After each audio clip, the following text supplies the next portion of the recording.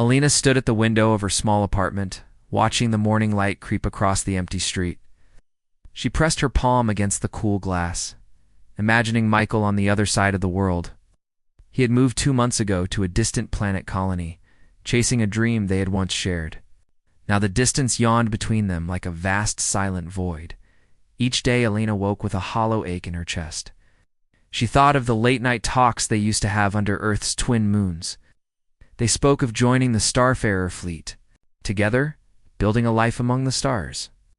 When Michael left, he said it was only a temporary assignment, a test of their promise to each other. But each sunrise made her doubt whether temporary was ever real. She opened her datapad and scrolled through their old messages. Michael's last words glowed on the screen. "I'll write more when things calm down." There were only 2 brief texts after that. One mentioned a dust storm on Tau Ceti 4, and the other spoke of equipment failures at the research outpost. No sweet good mornings, no shared jokes. Just facts and duty. Alina closed her eyes and remembered Michael's laugh, a bright sound that always lifted her mood. She could almost feel it echoing through her room. She missed hearing his voice say, "Good morning, Starshine." A hand across the empty chair by her desk, the chair where he used to pull up when they worked on ship designs together. Now it held nothing but her loneliness. The trench of her sadness deepened when she thought of how proud she was of Michael. He was the first in their circle to earn a command slot on a starship. She cheered his every victory, even when it meant he had less time for her. That pride warmed her like a small flame in the dark. It was the same flame that fueled her own. Work at the academy. She designed new hull materials that could withstand cosmic radiation. She believed in humanity's ability to push further than ever before. Still, her heart felt heavy. She typed a message and deleted it. She crafted another, then erased that too. "I miss you," she wanted to say. "Tell me about your day." But every draft sounded weak, unsure. She worried her words would drift like autumn leaves and never reach him. What could she say that said everything? How could she close the gap between 2 worlds? Alina pulled her uniform from the closet, a crisp white vest with the Academy's insignia. Today she would present her latest blueprint to the board. It was a career milestone, one that might launch her into the upper ranks of the Starfarer fleet. She pinned a small, silver star to her lapel, the same kind Michael had given her when she graduated. Its cool metal pressed against her heart, reminding her of his faith in her. At the presentation hall, Alina spoke with quiet confidence. She described her design for a self-healing hull that mimicked human bone structure, was able to repair microfractures automatically. The board members asked sharp questions. Alina answered each with clear passion. When she finished, they nodded and offered her congratulations. Applause echoed through the chamber like distant thunder. As she left the hall, Alina felt a spark of hope. She realized that her work, her drive to protect and explore, was part of what made humanity strong. It was the same strength that had sent Michael hurtling into the unknown. She clipped a dataship of her presentation into her pocket. Tonight, she would send it to him. Even if the connection was slow, he would see how far she had come. Back in her apartment, Alina settled at her desk. The skyline outside shimmered with distant ships and glowing stations. She placed the dataship into her terminal and began to type, "Michael, I know you're busy, but I wanted to share something important. I presented my whole design today, and they approved it for testing. Remembered your words. Protection is our promise to each other. This design is my promise to you and to everyone who dreams of traveling safe among the stars. I miss our talks under the moons. I hope we can find time to talk again soon." She hesitated, then pressed send. A message lined with hope drifted into the digital void. Alina closed her eyes and imagined Michael reading her words beneath an alien sky. She pictured his surprised smile, the same smile that first made her fall in love. As night fell, Alina felt the hollow ache soften. She did not know when Michael would answer. She did not know if her message would bridge the vast distance. She had taken a brave step. She had reached across the void with both her heart and her human ingenuity. And in that moment, she felt something warm and certain: hope. Alina woke before dawn the next day, her heart still fluttering from the message she sent. She paced her apartment, listening to the hum of life beyond her walls. In the distance, cargo shuttles glided through the sky like silver fish. Her palm to her chest, remembering the slow, steady beat of her own hope, she checked her communicator half a dozen times. There was no reply. Her chest tightened, and she sank onto the edge of her bed. She thought of Michael waking up under alien suns, in quarters filled with strange lights and hushed voices. She wondered if her words reached him at all. Doubt crept in. Perhaps he was too busy, or perhaps he had moved on. But Alina refused to give in to doubt. She rose and switched on her holoprojector. She scanned through old recordings of her and Michael speaking under Earth's twin moons. Their laughter echoed around her. She saw his face light up when she described a new hull test, and she heard herself cheer when he spoke of his first command. A single tear rolled down her cheek. Wiping her eyes, Alina smiled. Humanity never surrendered to despair. She would find another way. She tapped her datapad and began assembling a small package, her presentation dataship. A holographic painting she had created of the two of them exploring a jungle world, and a recording of her own voice reading one of Michael's favorite poems. She hoped that by sharing many pieces of herself, Michael would feel her presence across the void. She worked through the morning, meticulously encoding each file for interstellar transmission. She paused only to eat a quick meal and to stand by the window, imagining what Michael's world looked like now. She pictured dusty red plains or crystalline forests, and she felt a spark of excitement at the thought of the unknown. That wonder, she knew, was part of what made humanity strong. By midday, the package was ready. She sent it through the slow, encrypted channel used for long-range communication. Then she waited, watching the progress bar crawl at a few bytes per second. Each tick brought her pulse racing. She whispered to the empty room, "Come back to me." While the data flowed, Alina decided to reach out in another way. She gathered her paints and brushes and began to paint on a blank canvas, with steady strokes. She recreated her favorite memory of Michael, the two of them standing on a moonlit beach, the ocean of stars above them. She painted his bright smile, the gentle curve of his shoulders, the way his hair caught the light, and she painted herself beside him, hand clasped in his. As the painting grew, Alina's heart felt lighter. With each brushstroke, she poured in her longing and her determination. She wrote a note on the back, "Until we share starlight again." She photographed the finished work and attached it to a new message. "I made this for you, Michael. I hope it brings you home in spirit." She sent it, too, into the silent expanse. Then she disconnected from the network and took a walk outside. The city streets bustled with people heading to work, children hurrying to school, and vendors calling out the day's special deals. Alina paused at a stall selling fresh fruit from distant worlds. Sweet blueberries from Venera 5 and bright yellow pods from Orin 2.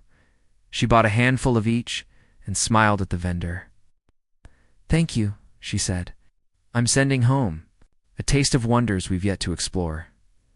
The vendor nodded. Human spirit, right? Always pushing forward. Alina felt pride bloom in her chest. Even in small moments, human kindness and curiosity shone through. She realized that reconnection would come not just from one message, but from all the moments she chose hope and action over fear. That evening, she returned to her apartment and checked her communicator. Still no reply. But instead of despair, she felt resolve.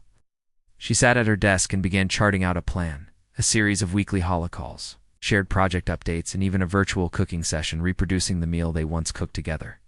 She would build routines that bridged the gap, showing Michael that their bond could survive distance. Before sleep, Alina reached for her datapad one more time. She opened a blank document and wrote, "I'll wait for you as long as it takes. Human hearts are strong, and ours are bound by more than space. Good night, Michael." She pressed send into the night sky. As she lay in bed, Alina felt peace. She did not know when Michael would answer, but she knew she had done everything she could. She had shown her strength, her creativity, and her unwavering hope. In the silent dark, Earth's twin moons glowed outside her window and, She believed that soon, Michael would see their light again. Alina woke to the soft hum of her apartment's life support system. She stretched and gazed at the message bar on her communicator. Still no reply from Michael. Her heart thudded with disappointment, but she breathed deeply. She would not let doubt win. Humans were born for challenges, and distance was just another frontier to cross. She dressed in her field suit and stepped outside. The academy grounds were cloaked in early morning mist. She walked along the meandering paths, thinking how Michael might feel on his alien world. Alone, among strangers, his courage must flicker, and wane, just as hers did. She pulled out her datapad and opened the plan she had sketched last night. Community Holly event to boost long-range signals and invite other colonists to join. Back at her desk, Alina refined the event proposal. She wrote, Starlight Connection Night, a shared virtual gathering of art, music, and messages for friends separated by distance. She imagined people across Earth and distant colonies logging in together, their combined signals cutting through cosmic static. She pictured Michael watching children laugh as they painted stars on digital canvases, reminding him of home. She sent the proposal to her network friends, colleagues, even student groups. Responses came quickly. Enthusiastic yeses, offers of artwork and music, and technical volunteers ready to boost the come relay. Lena felt her spirits lift as each reply arrived. This was human strength. When one heart called out, others answered with open hands and open minds.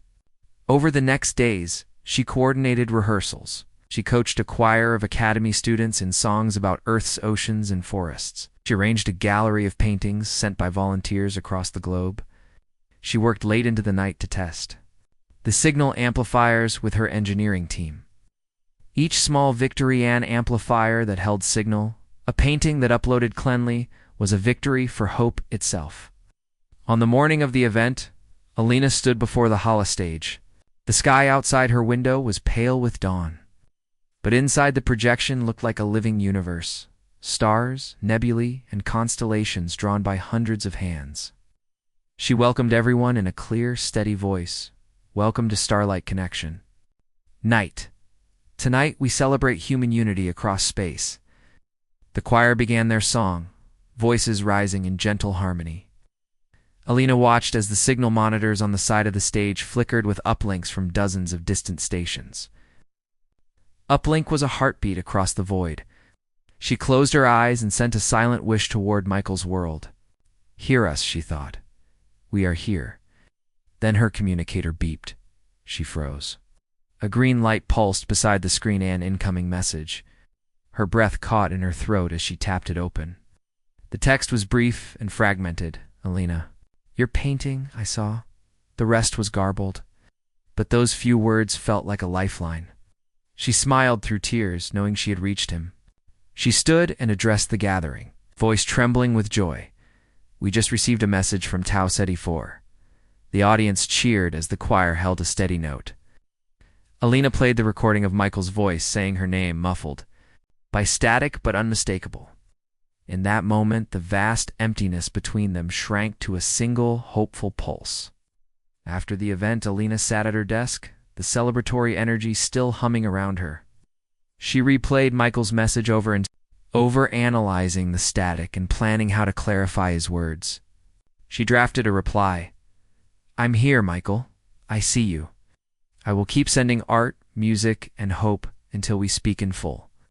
That night, Alina placed Michael's fragment in a small holobox alongside her dataship and the painting. She looked at the two objects and felt warmth flood her chest. Humanity's greatest gift was its heart, boundless, creative, and unafraid of distance. She closed her eyes and whispered to the silent sky, Sleep well, my friend. Tomorrow, we reconnect. As she drifted to sleep, the twins' moons of Earth shone through her window, bright and steady. Michael believed that soon, Michael would see their light again and hear the chorus of human hope echoing across the stars. Alina woke before sunrise, her chest tight with longing.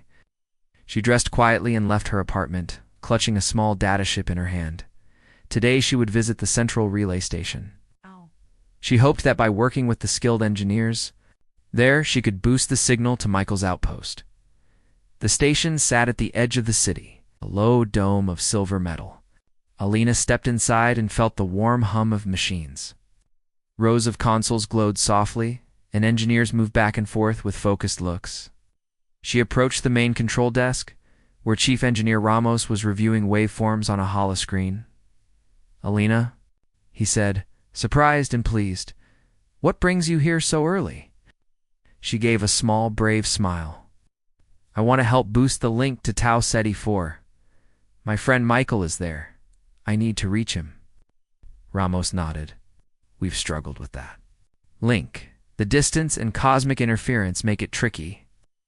But if anyone can help, it's you." Alina felt a spark of hope. She took a deep breath and joined Ramos at the console. He handed her a headset and guided her through the system. Together, they adjusted frequencies, tweaked amplifiers, and tested different relay satellites. With each trial, Elena's heart beat faster. Hours passed as they worked in silence, save for the quiet chatter of controls. Finally, Ramos tapped a button. "Try this." Lid the headset toward Alina. She put it on and pressed the call icon. A soft tone played, then static. She held her breath. "Alina." Michael's voice came thin but clear. Her heart soared.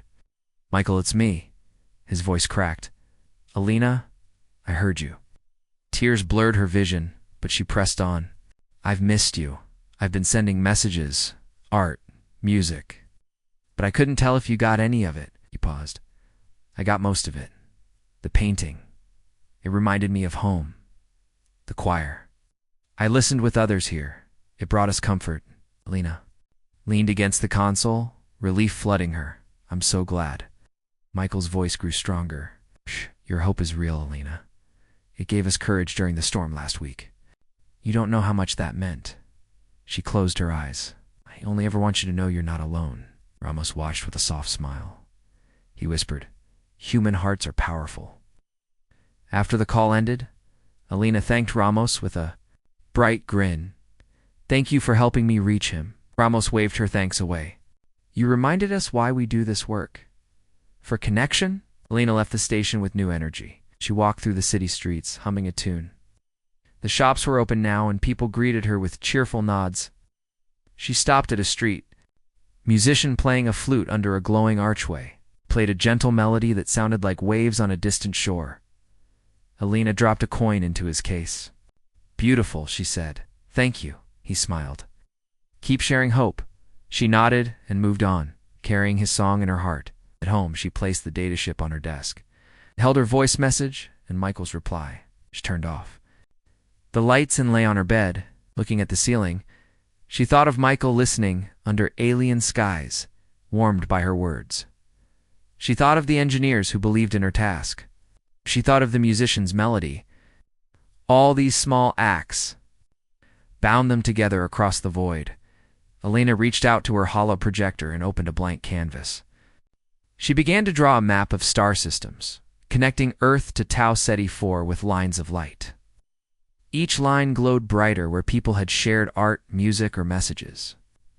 She added little symbols: a choir note, a brushstroke, a satellite. As the map grew, Alina felt her own hope grow too. She added a small symbol for herself and one for Michael, joined by a bright beam. She wrote beneath it, "Together across any distance." The next morning, Alina prepared for another call. She dressed in her academy vest and pinned her silver star. She packed the map into her satchel. At the relay station once more, Ramos greeted her with a thumbs up. They activated the link, and soon Michael's face appeared in the holoscreen. His eyes shone. Alina held up her map. "Look what I made." Michael studied it, then pointed to the bright beam between their symbols. "That is us," he said softly. Alina nodded, tears in her eyes. "We are strong together," he smiled. "Human spirit." They talked for hours, sharing dreams and laughter. When the call ended, Alina felt warmth in her chest. The gap between them had not vanished, but it felt smaller now. She walked home under a sky full of stars, each one a promise of connection. Alina knew that distance was only space. Human hearts could cross any space with hope, creativity, and love. And with that strength, she and Michael would always find each other. Alina stood at the window as dawn painted the sky in pale pink and gold. She held a small, smooth stone in her hand, a keepsake from the beach where she and Michael once walked under endless stars. It felt heavy with memories, though she could reach him through the relay station. She still longed for something more. She wanted him to touch a piece of home, to feel that Earth was with him in body as well as spirit. She decided to send the stone to Michael. It would travel on a supply shuttle that left in 2 days. The station handled food, tools, and mail for the colony. Alina approached the mail office on campus, carrying the stone wrapped in soft padding. The clerk eyed the package. "A personal gift?" she asked. Alina nodded, her voice steady. "A reminder of home." The clerk smiled and scanned the package. "We'll send it on the next shuttle." Alina felt a surge of hope. She imagined Michael opening the package under alien skies and running his fingers over the smooth surface. She pictured his smile as he remembered their laughter by the ocean. Still, she wanted to add something else. She had learned robotics as part of her academy training. She sketched a small drone in her notebook, a simple sphere with tiny lights and a speaker. Inside, it would carry her voice and a message of hope. She spent the afternoon gathering parts. Microservos, a battery, a miniature transceiver, and a small speaker module. In her workshop, Alina worked late. She soldered wires, tested circuits, and wrote a short message for Michael. "Hello, Michael. I made this friend to visit you. It can talk, see, and bring you stories from Earth. Hope it makes you feel less alone." She loaded the audio file onto the drone's memory and adjusted its settings. When she finished, the little sphere pulsed with soft blue light. The next morning, she carried the drone to the supply bay. An engineer at the dock looked at her with curiosity. "What's this?" he asked, holding the device gently. Lena said, "Please send it with any shuttle going to Tau Ceti 4. He nodded. "We'll include it as cargo." Lena floated home on a cloud of excitement. The drone would not arrive for weeks, but she felt closer to Michael already. She left a note on her desk. "Safe travels, little friend." That evening, Alina went to the campus garden, a place of calm with paths of soft grass and benches under glowing lanterns. She sat on their favorite bench and took out her datapad. She opened a blank document and began to write Michael a letter. She wrote of her days, the blueberry harvest from Venera 5, the choir concert at the relay station, and the first test of a next-generation hull prototype she was designing. She wrote of her hope to visit him once his assignment ended. Her words filled the page. "I know we are far apart, but each sunrise reminds me that tomorrow brings new chances. We carry Earth in our hearts, no matter how far we roam." Signed it with a simple "Yours, Alina," and sent it through the secure channel. That night, Alina lay in bed, listening to the hum of the life support system and the soft rustle of data transmissions. She imagined Michael finding the stone, watching the drone's lights blink to life, and reading her letter under alien constellations. She believed in humanity's drive to connect, even across vast distances. A week later, Alina returned to the relay station to check on her package and drone. The clerk smiled and handed her a small data slip. "Your stone arrived safely," she said. "And the shuttle crew sent this update. The drone's lights worked, and it delivered your voice message at the colony hub." Alina's heart leaped. She did not yet have Michael's reply, but she felt his presence. She pressed her hand to her chest and whispered, "I'm here, Michael. I'm waiting." As she walked home under the twin moons of Earth, Alina carried the data slip like a treasure. She knew that distance was no match for human creativity, kindness, and hope. Each small act, sending a stone, building a drone, writing a letter, was a bridge across the void. And she trusted that soon Michael would cross that bridge in return, bringing them together under the same stars once more. Alina woke with a light in her heart. The memory of Michael's voice still warmed her mind. Today she decided she would share something more than words and art. She would share a taste of home. She remembered how Michael loved the spiced stew she cooked last winter. She thought that food, like music or painting, could cross any distance. With hope guiding her, She set out to learn how to send a meal across the stars. She gathered recipes and data on interplanetary food storage, stews, ingredients Earth potatoes, Mars carrots, and Venusian spices, needed special packaging. Elena spent the morning in her lab kitchen. She tested freeze-drying techniques and nutrient seals. She programmed temperature controls into the packaging unit. Each trial brought a new lesson. Human ingenuity could turn simple food into a symbol of love that survived cosmic travel. By afternoon, the stew sample was ready. Elena filled a sealed pod with the dried mix and added a small heater pack. She attached a note, "Rehydrate with water and warmth," shared with love from Earth. She placed the pod into the supply bay's cargo hold. As the engineers loaded it onto the shuttle, Elena whispered, "Bring him home a taste of us." Back in her apartment, Elena prepared a holo tutorial. She set up cameras and lights, then cooked a fresh batch of stew on camera. She spoke slowly and clearly. "Add water here. Stir for 5 minutes. Let the spices bloom."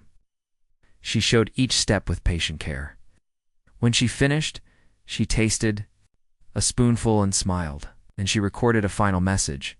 "I hope you feel my hand stirring beside you." She uploaded the tutorial to the relay feed and sent a direct link to Michael. Even if he could not follow every step, he would know. She was with him. She imagined him in his outpost kitchen, listening to her voice, smiling as he tried to revive the stew pod. The thought made her chest rise with new hope. That evening, Elena organized a small tasting event at the academy. She invited students and staff to join a Live Hala call. Together they would cook and eat the stew while sending their shared meal into space. She decorated the hall with glowing panels of Earth's landscapes and played soft music from home. Volunteers handed out local ingredients and Hala menus. Elena stood at the front, proud and hopeful. As the call began, dozens of faces appeared on the screen, including engineers, artists, and even young cadets. Elena explained the stew pod and the tutorial. She guided the group through each step. Laughter and chatter filled the hall as people stirred pots and tasted the new recipe. Every turn of the spoon felt like a heartbeat connecting them, a land reaching Michael. During the event, Elena's communicator chimed. She opened the message from Michael. It showed a flickering holo video of him stirring the stew pod under his own alien sky. He held up a bowl and tasted it. His eyes lit up, and he said, "It tastes like home." "Thank you, Elena." The hall broke into applause, and Elena's heart swelled with joy. She realized that even the smallest shared meal could span light years. After the event, Elena returned home with the echoes of laughter still in her mind. She placed the rest of the stew pods into storage for future shipments. She wrote to Michael, "I will send more recipes, more memories. One day we will cook together in the same kitchen." She pressed send, feeling the answer already forming between them. That night, Elena lay under Earth's twin moons and watched the stars. She knew that distance was only an empty space until humans filled it with creativity, kindness, and hope. With each stew pod, each message, each shared moment, she and Michael built bridges across the void. And in the warmth of that knowledge, she found peace and a promise of reunion under the same sky. Elena woke to the soft glow of dawn and the silent hum of her apartment. The hope she held in her heart felt fragile this morning. She dressed slowly and opened her communicator.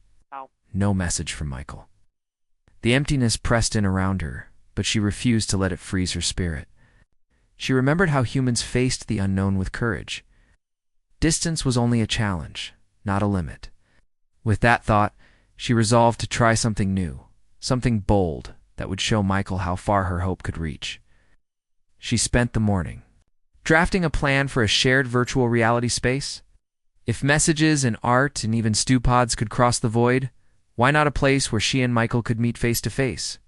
Elena sketched designs for a simple VR environment, a quiet field under an alien sky with 2 benches facing each other. She imagined they would sit there and talk as if they were side by side.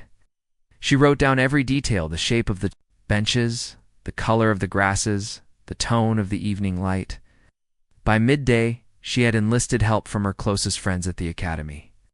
Together with VR engineers and programmers, she adapted the relay station's software, tested signal, buffers, and error correction codes. Alina watched code scroll on holographic screens, her heart pounding with every success. When the first stable link held for 5 minutes, she felt a surge of pride. Humans never gave up. They solved problems with teamwork and creativity. Line of code was a testament to that spirit. Late that afternoon, Alina entered the VR chamber. She put on the headset and stepped into the field she had designed. The grass swayed with a gentle breeze. 2 benches stood beneath a sky filled with bright stars and a pale moon. Her avatar looked like blue eyes and a silver star pinned to her chest. She spoke aloud. "Michael, can you see me?" Her voice sounded clear, echoing softly. On the other side of the link, far away on Tau Ceti 4, Michael entered his own VR chamber. He appeared in the field too. His avatar wore a simple uniform and carried a small satchel. When he saw Alina, he paused, stunned. "Alina?" he said, and the word carried across the light years without distortion. She smiled, tears shining in her eyes. He sat on the bench beside her. Though they were pixels and code, it felt real. They spoke of their days, of tests and storms and new discoveries. The VR sky shifted as they talked into the night. Alina told him about the upcoming trials of her whole design and how she had watched the Stupod event with the Academy Choir. Michael described the colony's first harvest from hydroponic gardens and how her painting hung in the communal hall. They laughed together, their words weaving a bridge between 2 worlds. What? Moment, the distance vanished. When the connection finally faded, Alina removed her headset, her cheeks wet with happy tears. She pressed a hand to her chest, feeling the steady beat of hope. She knew this VR meeting would not be the same as holding Michael's hand in person. But it was enough to remind them both of what they shared. She wrote in her journal, "Humans can build worlds of light out of darkness and distance." That night, Alina looked up at Earth's twin moons and whispered, "We are bound not by space, but by spirit." She believed in the human heart, bold, inventive, and unbreakable. One day soon, she promised herself, she would board a ship and travel the same stars to reach Michael. Till then, she would keep building hope across the void, one dream at a time.